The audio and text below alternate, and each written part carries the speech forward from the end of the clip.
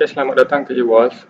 Kali ini saya akan terangkan fungsi-fungsi lain yang perlu diketahui oleh admin platform periklanan ini untuk memudahkan kerja seharian anda.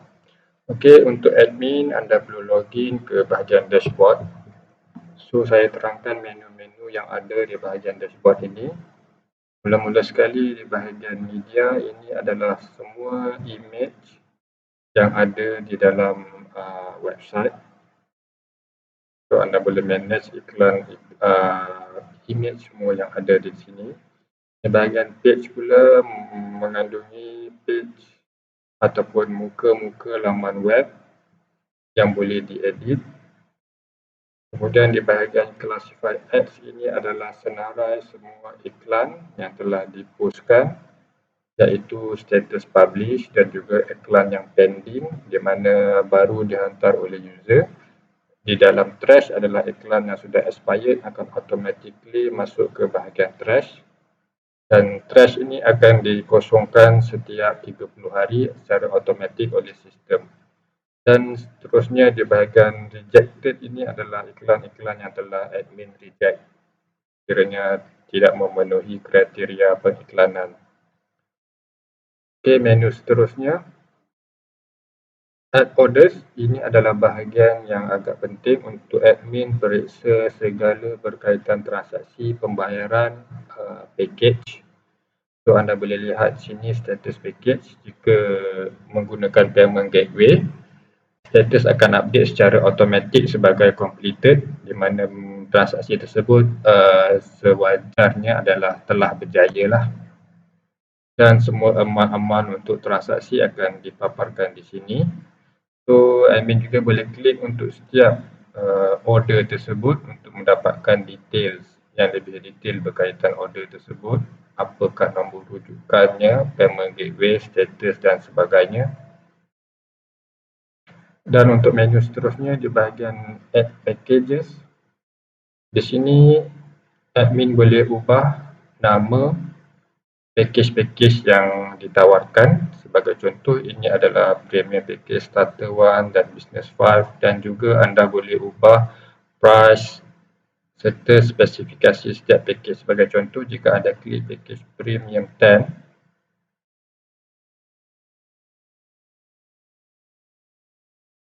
apa yang perlu anda isi adalah dia punya tajuk di sini dan juga bahagian detail di bawah ini, package essentials.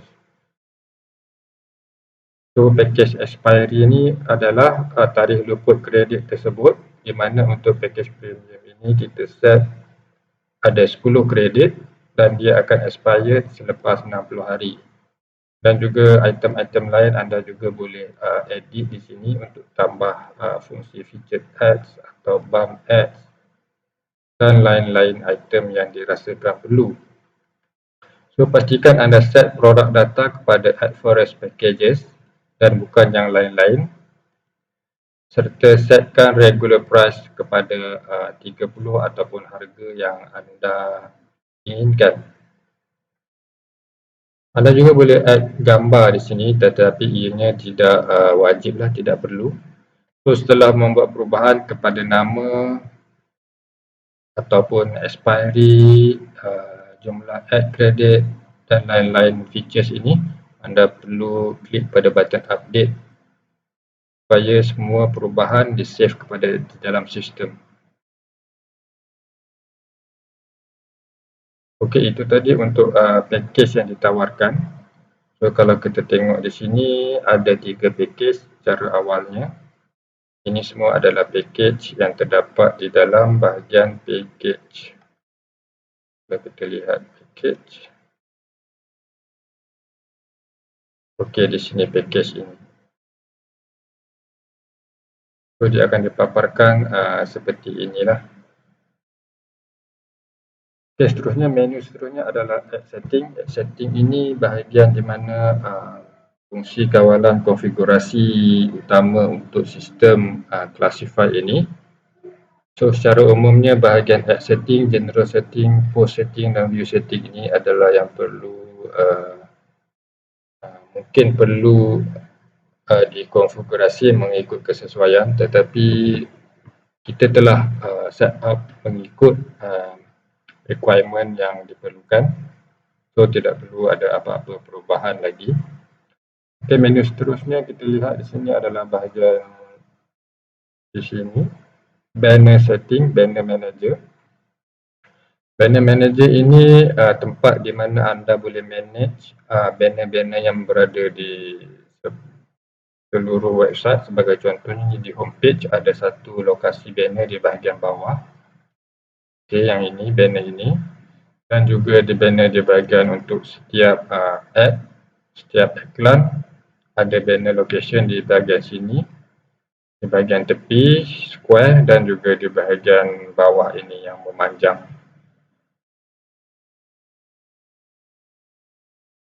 Okey, untuk banner ini anda boleh ubah ataupun boleh tambah banner. Di bahagian banner manager ni anda boleh lihat statistik untuk setiap banner tersebut, ada berapa views, berapa klik dan sebagainya.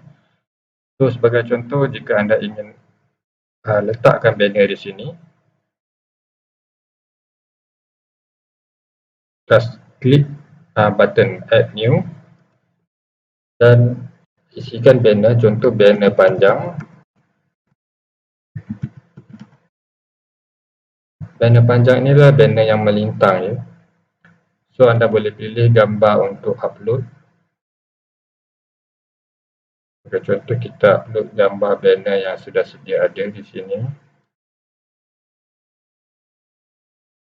So, ini anda boleh setkan link di mana user akan dibawa jika mereka klik gambar banner tersebut. Dan anda juga boleh set nombor 3 ini, over text ni, jika sekiranya mouse user bergerak di atas gambar ini akan keluar tag tersebut. Contoh, klik sini ke ataupun dapatkan offer ini dan sebagainya. So, untuk item 4, add show open in, ini adalah jika anda set the same tab, bila customer klik banner tersebut, link akan dibawa di dalam page yang sama. Tapi untuk banner sebaik-baiknya setkan a new tab, supaya jika klik customer akan dibawa kepada tab browser yang baru, tidak mengganggu proses browsing platform periklanan yang ada. Dan di sini specified ad position ini anda boleh set as default, left ataupun centered. Dan nombor 6 anda biarkan kosong. Okay, seterusnya di bahagian restriction juga anda boleh setkan tarikh start dan tarikh tamat ad tersebut. Sebagai contoh, kita start pada tarikh tertentu, contoh kita start 1 Ogos untuk sebulan hingga 31 Ogos. So, selepas 31 Ogos, gambar tersebut akan dikeluarkan daripada bahagian ad yang ada. Sebagai contoh, dia tidak akan display lagi di sini secara automatik. Okay, anda juga boleh setkan hari-hari di mana ad tersebut boleh display. Sebagai contoh, kita nak alternate-kan. Jika anda mempunyai banyak iklan, gambar-gambar iklan, mungkin anda boleh buat penggiliran hari apa iklan tersebut akan dipaparkan. Dan ini semua adalah fleksibel, anda boleh setkan hari-hari iklan tersebut perlu keluar di dalam website.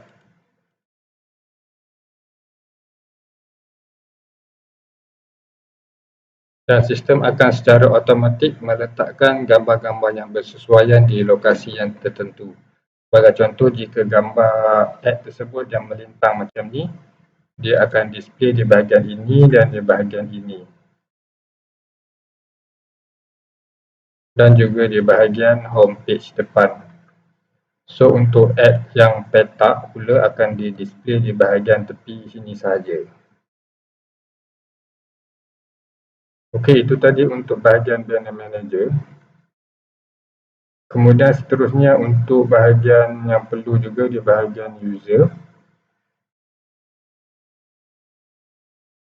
User ini di mana anda boleh lihat semua list senarai user yang berdaftar di dalam platform.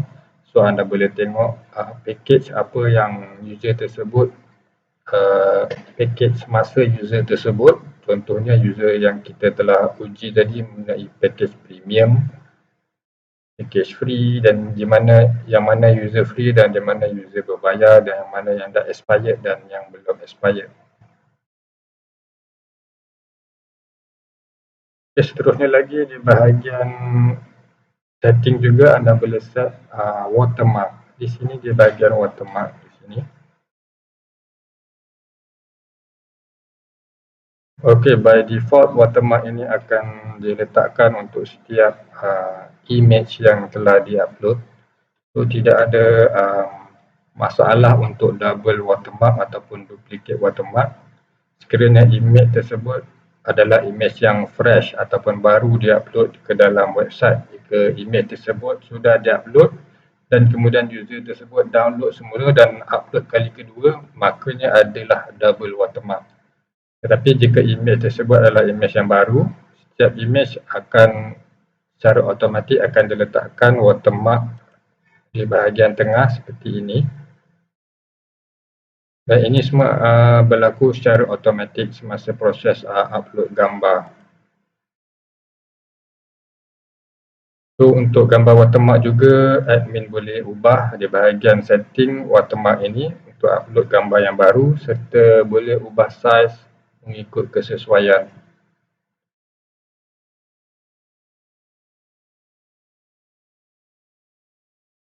Okey, itu saja item ataupun fungsi-fungsi lain yang penting untuk platform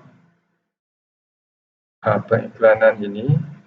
So diharapkan segala panduan ini dapat membantu pihak admin untuk menguruskan platform ini dengan jayanya. Terima kasih. Jika terdapat apa-apa persoalan, admin boleh emailkan kepada tim support kami untuk apa jua bantuan yang diperlukan. Terima kasih.